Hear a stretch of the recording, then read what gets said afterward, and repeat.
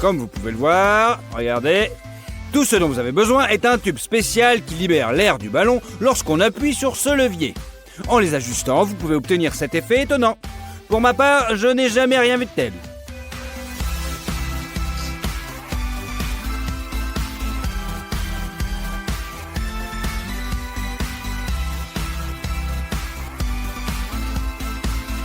Mais comment est-ce possible? Franchement, on dirait de la magie.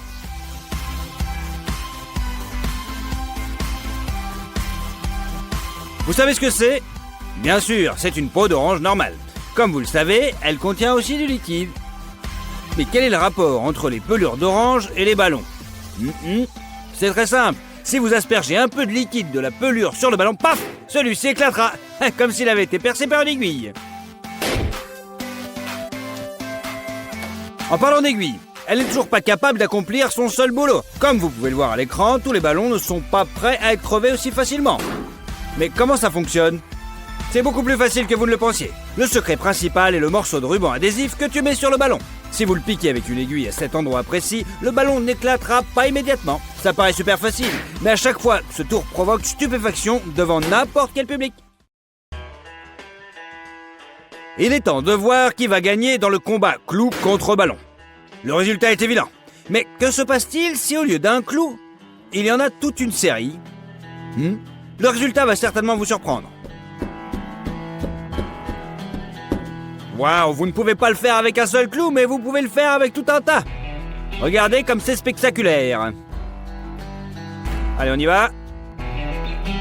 Ça tient. Vous vous dites, comment peut-on combiner un goulot de bouteille, un disque et de la colle? Regardez l'écran, alors vous comprendrez parfaitement tout cela.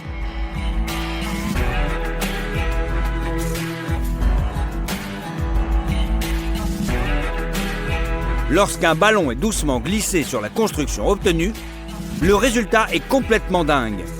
Le disque se met à rouler sur la table comme s'il s'agissait d'un palais dans un match de air hockey. Nous sommes sûrs que c'est un tour auquel vous n'avez pas pensé. Vous pensez que les histoires sur le pouvoir de la pensée sont des contes de fées, bien sûr. Alors, voyez comment un ballon se rétrécit à partir de la pensée. Comment réaliser ce tour de passe-passe? Fastoche. Tout d'abord, vous devez accrocher le ballon comme indiqué dans la vidéo.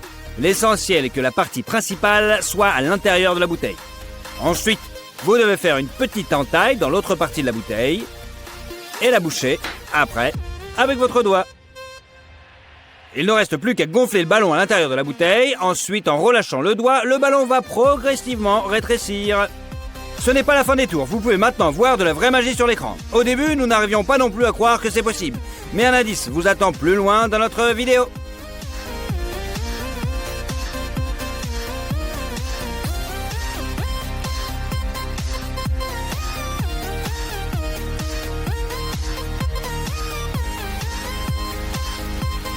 Nous devons prendre un ballon de baudruche ordinaire et en gonfler une petite partie. La façon la plus simple de le faire est d'utiliser une pompe ordinaire. Ensuite, il faut attacher ce ballon pour s'assurer que l'air ne s'échappe pas, bien sûr. Et maintenant, notre petite bulle d'air va voyager comme elle le veut dans le ballon. Enfin, comme vous le voulez. Il semble que ce tour avec une saucisse, notre magicien a soudainement faim. Apparemment, il n'y avait rien d'autre pour lui à manger que ce ballon. Mais comment a-t-il réussi à manger un ballon gonflé?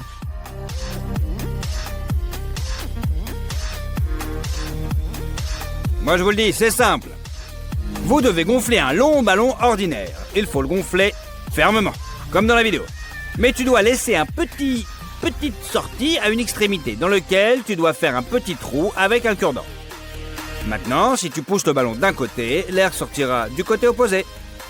Cela va en impressionner plus d'un.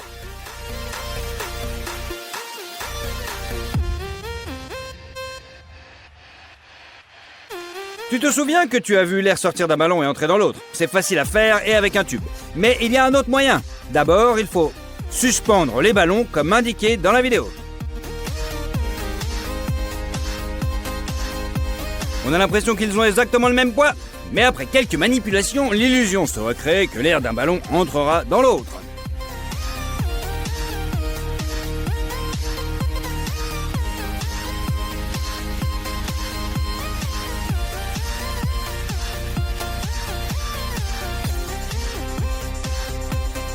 Maintenant, faites attention car nous avons affaire à des produits chimiques. N'essayez pas sans vos parents. Il faut mélanger une petite quantité de produits à vaisselle avec de l'eau dans un grand récipient. Jusque-là, facile. Ensuite, il faut y ajouter un petit peu d'aluminium, plus précisément du papier d'aluminium alimentaire ordinaire. Et sur le dessus de ce récipient, prendre un ballon. On dirait qu'il s'agit du ballon le plus commun, mais en fait, il est gonflé à l'hydrogène, ce qui lui permet de voler dans les airs. Eh oui! Vous pouvez acheter ces ballons non seulement dans les parcs d'attractions, mais aussi les fabriquer vous-même à la maison. Encore une fois, cela ne doit être fait qu'en présence d'adultes. Aussi simple que bonjour. Répétons l'opération en posant à nouveau la balle. Au début, elle flotte.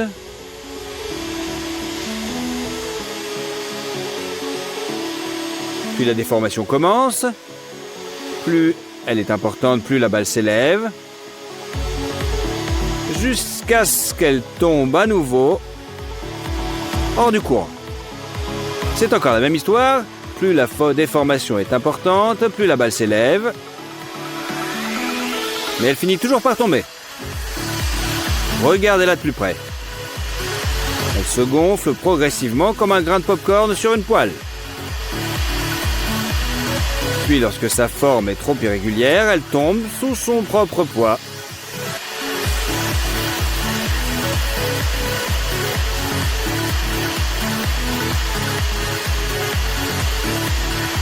Et maintenant, pour répéter les résultats du premier essai pendant que la boule fume, éloignez le sèche-cheveux et en une fraction de seconde, une colonne de flammes efface toute trace de la boule.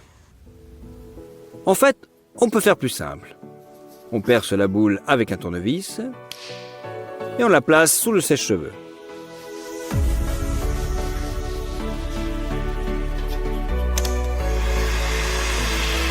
Elle commence à fondre.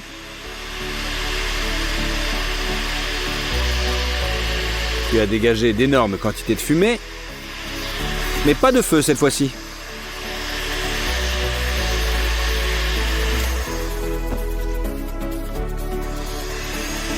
Essayons à nouveau.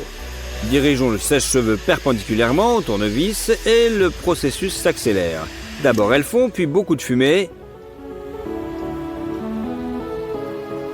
Et enfin du feu. Et oui, ces balles sont beaucoup plus dangereuses que vous ne le pensiez. Fixez une allumette dans un étau et pointez un sèche-cheveux de chantier sur le dessus. Elle s'enflamme et s'éteint tout aussi rapidement.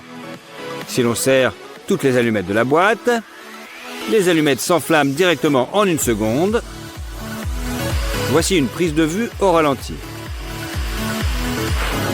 Vous pouvez voir que le feu se propage à travers toutes les allumettes très rapidement. Regardez encore, un deuxième éclair, puis elles s'éteignent. Essayons de chauffer une boîte entière. Nous approchons le sèche-cheveux. Rien ne semble se passer, mais la boîte commence à s'obscurcir et un éclair de feu apparaît à l'intérieur. C'est que toutes les allumettes ont brûlé. Ouvrons la boîte et assurons-nous qu'aucune d'entre elles n'ait survécu.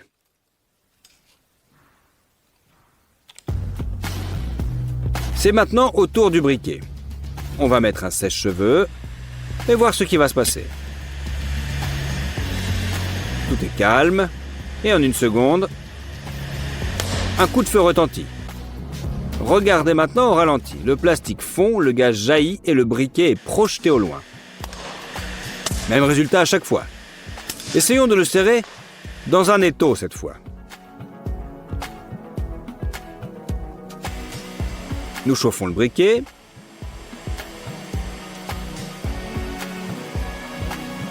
Il y a bien sûr une explosion. Puis une autre.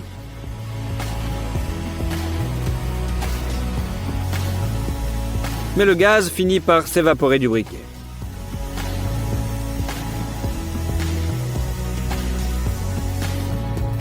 Au deuxième essai, le résultat est le même. Mais il n'y a pas de gaz.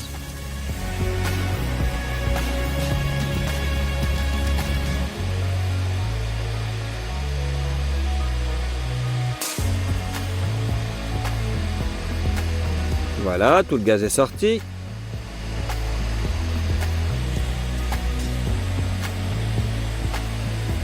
Maintenant, le plastique fond. Alors, nous allons essayer maintenant avec plusieurs. Jusqu'à 5 briquets dans un étau.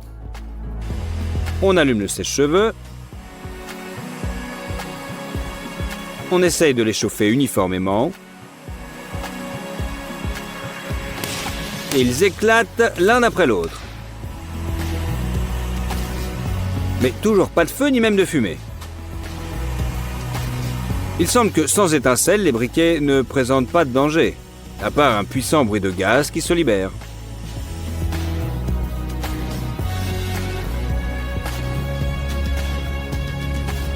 Prenons un rouleau de papier toilette. Voyons ce que notre sèche-cheveux en fait. La vidéo devrait être accélérée car le processus n'a pas été rapide. On peut voir que le papier change progressivement de couleur, mais il n'y a pas encore de feu. Mais nous n'allons pas abandonner, nous dirigeons toute la chaleur vers un seul point.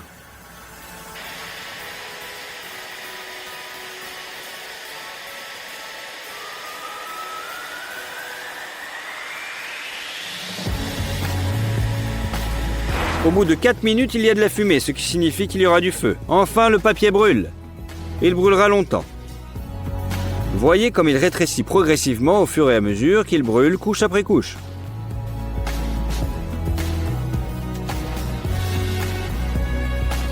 Nous ferions mieux de l'éteindre avec un flacon en verre, un verre tout simplement.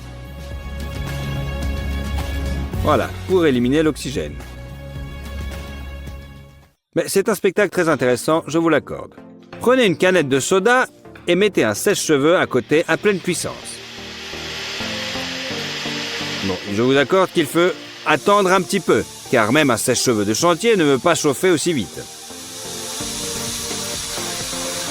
Au bout de 6 minutes, la canette cède enfin. Ou plutôt, le liquide à l'intérieur jaillit. Arrachant le couvercle, regardez cette fontaine au ralenti. Quel jet puissant!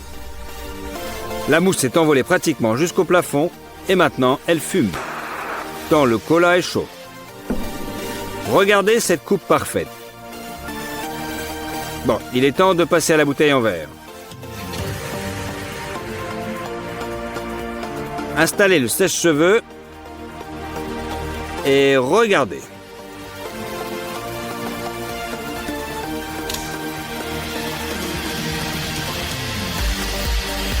Comme vous pouvez le voir, à mesure qu'il chauffe, le volume du soda semble augmenter.